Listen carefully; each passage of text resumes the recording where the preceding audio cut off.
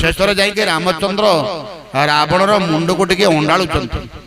अंडाळी अंडाळी खाली एतिकी कहले रे रावण तोर ज्ञान पाई मु तते समर्थन करूछि रे तो भली 10 बुद्धियुक्त 10 विद्यायुक्त 10टा मस्तिष्कर सामर्थ्ययुक्त गोटे बुद्धिमान मनुष्य भारत वर्ष जन्म नेब कि नहीं एक कथा संदेह तथापि तोर ये ज्ञान पाई मु तोरे आशीर्वाद प्रदान करी कहूछि मु तते जीवन लो उद्धार करिबि। रावण अंतिम मुहूर्त रे हाथ को जोड़ी देला कहला प्रभु मु जाने नहीं आपण उद्धार करिवे कि मते नरक को पठेइबे किंतु आपण गोटे शब्द कहले जे मु गोटे ज्ञानी बोली मोर ज्ञान को आपण समर्थन करिसंत तेणु ज्ञानी हिसाब रे गोटे संदेह रहिबो ए संदेह नहीं मरी जीवी मते नरक ठारे मध्य भयंकर जंत्रणा हेबो कारण ज्ञानी रो काम संदेह को सदा सदा मोचन करिबा किंतु मु गोटे बड़ संदेह रे पड़ी गली आपन को पाखरे मोर ए अंतिम संदेह को दूरीभूत करंतु बरम नरक जीवा को मु राजी अछि कहले कोन तोर संदेह को कहला आज्ञा मोर सैन्य आपनकर सैन्य ठारू ढेरे अधिक आउ मोर गोटे सैन्य जहा आपनकर 10टा सैन्य से कारण मोर सबुरा डबल डबल आ तुमर सब मांकड़ 3.5 फुटिया 4 फुटिया वाला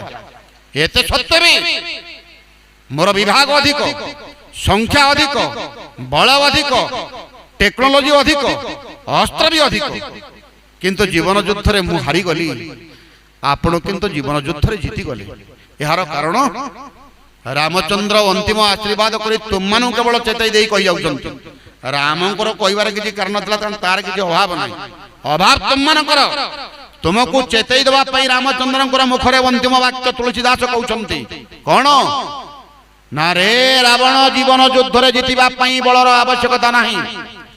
टेक्नोलॉजी दरकार नाही धन आवश्यकता नहीं कि विभाग की बल की अस्त्र शस्त्र आवश्यकता नहीं जीवन युद्ध रे जितिबार एकमात्र बल होउची भातृबल अंतिम काल पर्यंत मोर प्रत्येक भाई गुडी को मोर प्राणर स्पंदन स्वरूप रे मोर भाई मोर जीवन मोर भाई मोर प्राण मोर भाई मोर सब किछ एवं मु मध्य मोर भाई को प्राण सदृश अछि ए भातृत्व प्रीतिर संचार भातृत्व स्पंदन मत शतगुण बलियान करिछि यथि तोर सब किछि अधिक थिले मध्य जीवन युद्ध रे तोर पराजय कारण तोर भाई गुडी को तो पाखरे नांती।